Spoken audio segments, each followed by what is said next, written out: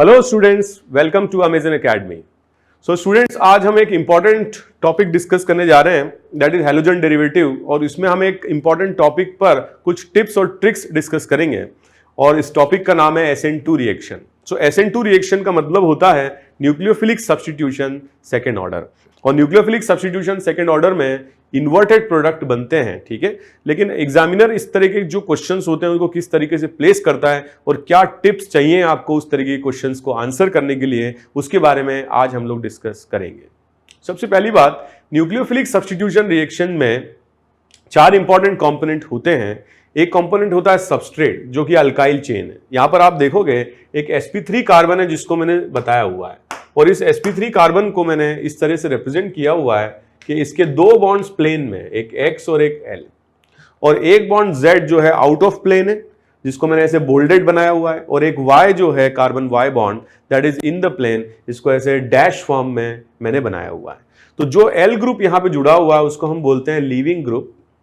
और ये सारी रिएक्शन जो होती हैं सॉल्वेंट की प्रेजेंस में होती हैं, और सॉल्वेंट की प्रेजेंस में जो न्यूक्लियोफाइल होते हैं इलेक्ट्रॉन पेयर अपने डोनेट करके इन लिविंग ग्रुप को L- को यहां से हटा देते हैं, ठीक है। मगर इस प्रोसेस में जब न्यूक्लियोफाइल अप्रोच करते हैं कार्बन को, तो इस तरीके की ट्रांजिशन स्टेट यहां पे बनती है।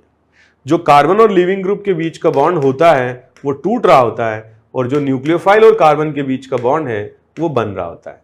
कुछ स्टूडेंट्स सोचेंगे सर ये कैसे होता है। जैसे कार्बन और लिविंग ग्रुप के बीच में जो बॉन्ड है अगर वो पोलर है, मतलब इलेक्ट्रॉन लिविंग ग्रुप की तरफ जा रहे हैं, तो यहां पर delta negative charge leaving group पर आने लगता है और कार्बन पर आने लगता है डेल्टा पॉजिटिव चार्ज। इस पॉजिटिव चार्ज की वजह से जो न्यूक्लियोफाइल है ये ऑपोजिट डायरेक्शन से इसकी तरफ अट्रैक्ट होता है। और आप बोलोगे सर ऑपोजिट डायरेक्शन से क्यों?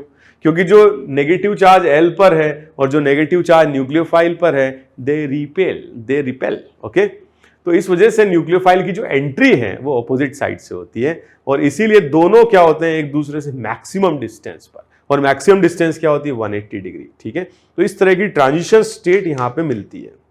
और जब न्यूक्लियोफाइल कार्बन से परमानेंट बॉन्ड बना लेता है तो लिविंग ग्रुप यहां से चला जाता है, और न्यूक्लियोफाइल की जो एंट्री हुई वो बैकवर्ड डायरेक्शन से हुई, और लिविंग ग्रुप जब यहां से बाहर हुआ तो जो x की, y की और z की पोजीशन थी जो लेफ्ट में थी वो अब कहां आ जाती है, ओरिएंटेशन चेंज हो जाता है, और x की, y की और z की पोजीशन जो है वो ऑपोजिट आ जाती है।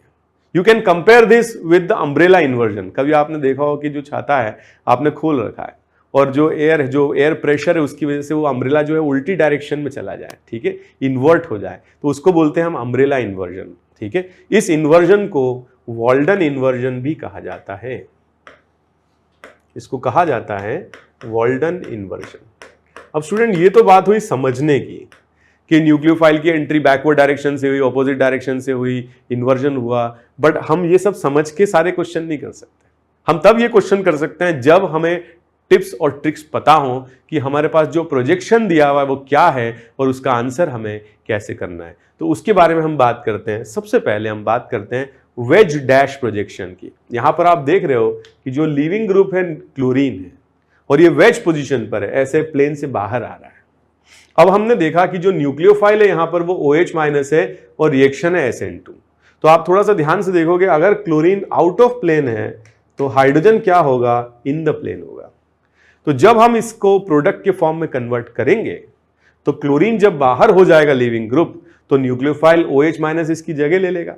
लेकिन जब हम प्रोडक्ट लिखेंगे तो क्लोरीन अगर आउट ऑफ प्लेन है तो जो OH हम यहां पर प्रोडक्ट में बनाएंगे वो इन द प्लेन बनाएंगे। ध्यान रखना, इन्वर्जन शो करना है। H इन द प्लेन था, क्लोरीन आउट ऑफ प्लेन था, गया क्या, क्लोरीन लिविंग ग्रुप के फॉर्म में।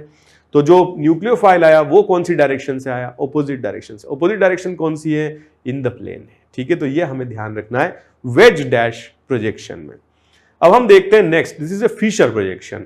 ऐसे प्लस की तरह हम रिप्रेजेंट करते हैं। ये दोनों जो बॉन्ड्स हैं they are coming out of plane. ये वो बॉन्ड्स हैं जो प्लेन से बाहर आ रही होती हैं, और ये दोनों बॉन्ड्स जो हैं वो प्लेन से अंदर जा रही होती है। वर्टिकल बॉन्ड्स मतलब जो प्लेन के पीछे जा रही है, हॉरिजॉन्टल बॉन्ड्स मतलब जो प्लेन से बाहर आ रही है। अब हमें अगर प्रोडक्ट लिखना है, हम आइडेंटिफाई किया ये लिविंग ग्रुप है, न्यूक्लियोफाइल की SH- है, एंट्री ऑपोजिट डायरेक्शन से होगी। ऑपोजिट डायरेक्शन कौन सी, H वाली डायरेक्शन है। तो जब हम इसका प्रोडक्ट लिखेंगे तो SH को कहां लगाएंगे, ऑपोजिट डायरेक्शन में ऐसे लगाएंगे। और CH3ET जो है उनको अगर हम पोजीशन को चेंज नहीं करते हैं तो एक पोजीशन हम चेंज कर दें H की, ये इन्वर्जन शो करेगा। आपने क्या किया, एक्सचेंज कर दिया, H लेफ्ट में था, H राइट में आ गया। तो फिशर प्रोजेक्शन में जब हम आंसर करते हैं तो कुछ इस तरीके से करते हैं कि जो ब्रोमीन की लोकेशन है वो जाएगी तो SH माइनस उसकी ऑपोजिट डायरेक्शन से यहां पर आएगा। ओके, तो काफी इजी पैटर्न है, ठीक है। फिशर प्रोजेक्शन का आंसर करना कंपैरेटिवली इजी है। अब देखो एक और क्वेश्चन मैंने देखा यहाँ पर, तो यहां पर देखो Br माइनस लिविंग ग्रुप है और I माइनस यहां से क्या होगा, Br माइनस को हटाएगा, ठीक है। बहुत सारे स्टूडेंट जानते होंगे कि इस रिएक्शन का नाम है फिंकलस्टीन रिएक्शन, काफी इंपॉर्टेंट रिएक्शन है ये, और ये एनसीईआरटी में भी दी हुई है, तो कभी आपने पढ़ी होगी एनसीईआरटी में। लेकिन एनसीईआरटी में जब क्वेश्चंस यहाँ जो भी थ्योरी देते हैं तो उनमें एक्सप्लेनेशन थोड़ा सा पुअर रहता है, कॉन्सेप्ट तो बहुत अच्छा रहता है लेकिन क्वेश्चन सॉल्विंग के लिए वो सफिशिएंट नहीं है। मैंने उसको थोड़ा इलैबोरेट किया और इलैबोरेट करके मैंने यहाँ पर एक फिशर प्रोजेक्शन बनाया। इस फिशर प्रोजेक्शन में हमारे पास दो कायरल सेंटर्स हैं। ऊपर वाला जो कायरल सेंटर है उसमें डिस्टर्बेंस हम कर ही नहीं सकते क्योंकि उसमें कोई लिविंग ग्रुप नहीं है। हम जो चेंज कर सकते हैं वो नीचे वाले में कर सकते हैं, ब्रोमीन लिविंग ग्रुप है। जब हम इसका आंसर लिखेंगे तो ऊपर वाले कायरल सेंटर को बेटा बिल्कुल चेंज नहीं कराना है क्योंकि इस पर रिएक्शन हो नहीं रही है। जब हम लिखेंगे इसका आंसर तो Br को हम हटाएंगे तो I माइनस की एंट्री होगी ऑपोजिट डायरेक्शन से, ऐसे हम बना लें, और H को हम लेफ्ट से उठा के कहां रख दें, राइट में रख दें। सो this will show the inversion, ठीक है। और क्या बचा हुआ है यहां पर, इथाइल, उसकी पोजीशन में चेंज ना करें। सो this will show the inversion, और इस इन्वर्जन में क्या हो रहा है, Br की ऑपोजिट डायरेक्शन से I की एंट्री हो रही है, ठीक है। तो ये बड़ा इजी था। जैसे क्वेश्चन नंबर 2 था, इसमें सिंगल कायरल था। क्वेश्चन नंबर 3 इसमें मल्टीपल कायरल है, और सिंगल कायरल में कोई चेंज नहीं हमने किया ऊपर वाले में क्योंकि उसमें कोई रिएक्शन नहीं हुई। जो भी हमने चेंज किया नीचे कायरल में किया क्योंकि उससे लिविंग ग्रुप डिपार्ट हो रहा है और न्यूक्लियोफाइल एंटर हो रहा है, ठीक है। एक और इंटरेस्टिंग है क्वेश्चन, इस पर हम देखें, ये न्यूमैन प्रोजेक्शन से रिलेटेड है। इस तरह के जो न्यूमैन प्रोजेक्शंस हैं आप देख रहे हो, इसमें 60 डिग्री का एंगल है, और ऐसे प्रोजेक्शंस कहलाते हैं स्टैगर्ड प्रोजेक्शंस। क्या कहलाते हैं, स्टैगर्ड प्रोजेक्शंस। मैं आइडेंटिफाई कर पा रहा हूं कि यहां पर Cl लिविंग ग्रुप है, और अगर Cl लिविंग ग्रुप है तो वो पीछे वाले कार्बन पर है। तो जब आप इसका आंसर बेटा लिखेंगे तो क्या डिस्टर्ब नहीं करना है, फ्रंट कार्बन को डिस्टर्ब नहीं करना है क्योंकि यहां से कोई लिविंग ग्रुप जा नहीं रहा है, ठीक है। उसको बिल्कुल चेंज ना करें आप, ठीक है, बिल्कुल ना छेड़ें। तो पीछे वाले कार्बन पे क्लोरीन जा रहा है तो इसकी ऑपोजिट डायरेक्शन से एंट्री होगी किसकी, न्यूक्लियोफाइल की। तो इसकी ऑपोजिट डायरेक्शन क्या हुई, 180 डिग्री ऊपर से। तो जो SH की एंट्री होगी वो टॉप साइड से होगी। हम यहां पर SH जोड़ देंगे, ठीक है। अगर आपको लग रहा है कंफ्यूजिंग तो आप इसको मैं थोड़ा सा कलर चेंज करके बता देता हूं। तो जो SH की हम एंट्री कराएंगे वो कराएंगे टॉप साइड से, इस तरह से, ठीक है। अब हमने SH की एंट्री कराई तो हमारे पास क्या बचा, H और D। तो H और D की अब जो पोजीशंस बची हुई हैं वो यही दो पोजीशंस। तो इस तरीके से हमें इन्वर्जन शो करना पड़ेगा। तो Cl की ऑपोजिट साइड से Sr की एंट्री, और H और D को हमने मैनेज कर दिया ऐसे, ठीक है। So this will show the inversion in case of what, Newman projection. So these are very very important tricks to solve the questions for SN2 inversion in case of Fisher projection, for single chiral, for multiple chiral, for wedge dash formula, and also for what, Newman projection. एक और question हम discuss करते हैं that is related to what, sawhorse projection. इसको हम क्या बोलते हैं, सॉ हॉर्स प्रोजेक्शन। यहां पर आप देखोगे तो फ्रंट कार्बन पर कोई हेलोजन या कोई लिविंग ग्रुप नहीं है, लेकिन बैक कार्बन पर, सेकंड कार्बन पर एक बड़ा इंटरेस्टिंग लिविंग ग्रुप है दैट इज ओटिस, ठीक है, tosylate. So this is what TSO minus और टोसाइलेट, ये बहुत अच्छा लिविंग ग्रुप होता है। तो यहीं पर रिएक्शन होनी है, फ्रंट कार्बन पर कोई रिएक्शन होनी नहीं है। तो हम क्या करें स्टूडेंट्स, हम फर्स्ट कार्बन को बिल्कुल चेंज ना करें, डिस्टर्ब ना करें, ऐसा ही रहने दें। और बैक कार्बन को जब हम चेंज करते हैं तो I माइनस की हम यहां पे एंट्री कराएंगे। सो I माइनस की एंट्री इसकी ऑपोजिट डायरेक्शन से होगी, और ऑपोजिट डायरेक्शन ये है, ठीक है, इस तरह से।